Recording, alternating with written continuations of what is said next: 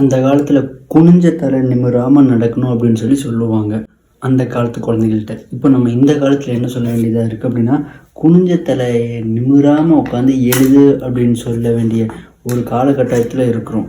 ஒரே ஒரு காரணம்தான், பெரிய குழந்தைங்க பார்த்தோம் அப்படின்னா ஸ்க்ரோல் பண்ணாமல் உருட்டாமல் அவங்களால என்ன பண்ண முடிய மாட்டேங்குது அப்படின்னா பேப்பரை ஃபில் பண்ண முடிய மாட்டேங்குது. இதே சின்ன கிளாஸ் பார்த்தோம் அப்படின்னா வேடிக்கை பார்க்காம அவங்களால என்ன பண்ண முடிய மாட்டேங்குதுன்னா எழுத முடிய மாட்டேங்குது. கண்டிஷன் பண்ணுங்கள், தலை தூக்காத, வாயை ஓப்பன் பண்ணாத, அவ்வளோதான்.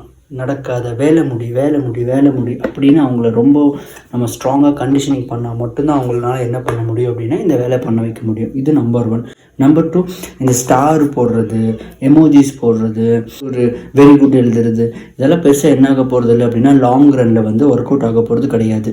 நம்ம வாழ்க்கையில் நீங்களே பர்சனலாக நிறைய எக்ஸ்பீரியன்ஸ் பண்ணியிருப்பீங்க. நீங்கள் செய்கிற பல வேலைகள் ஏன் செய்கிறோன்னே தெரியாது உங்களுக்கு, ஆனால் செய்யணும். அதுக்காக தான் நம்ம என்ன பண்ணியிருப்போம் அப்படின்னா செஞ்சுருப்போம்.